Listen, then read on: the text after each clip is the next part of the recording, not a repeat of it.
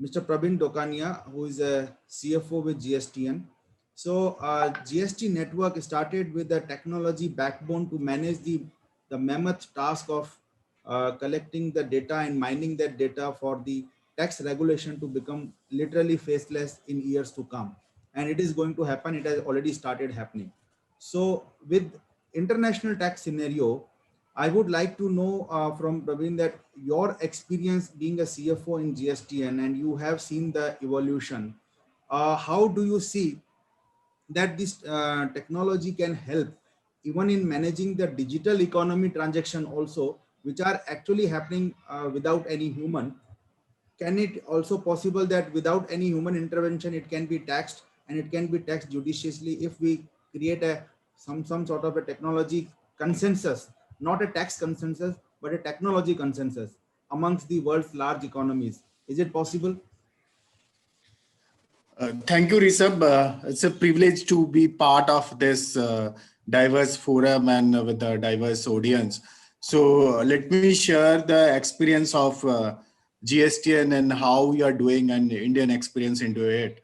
So in GSTN, it's a, you have correctly said, and on your first session, it's a technology backbone and Indian economy runs on GST. So every tax data, every data point is with us. So whatever now with the introduction of e-invoice, so now any B2B transaction is happening in India.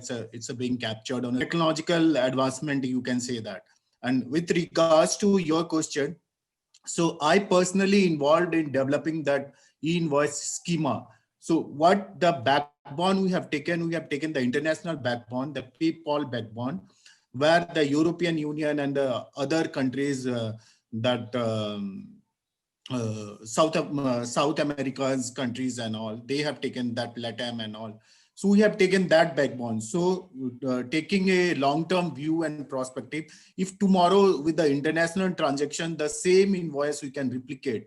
So there will be no technological hurdle per se into that. So through API and data, that can be, the data can be exchanged on a real-time basis. Either it's export, import, whatever it is on. So the time lagging between that bill of entry and other thing can be reduced and be shortened in the real-time basis. So we have taken the step and foresee those kind of a thing and develop the schema like that and making it a little bit Indianized. So that's a one step.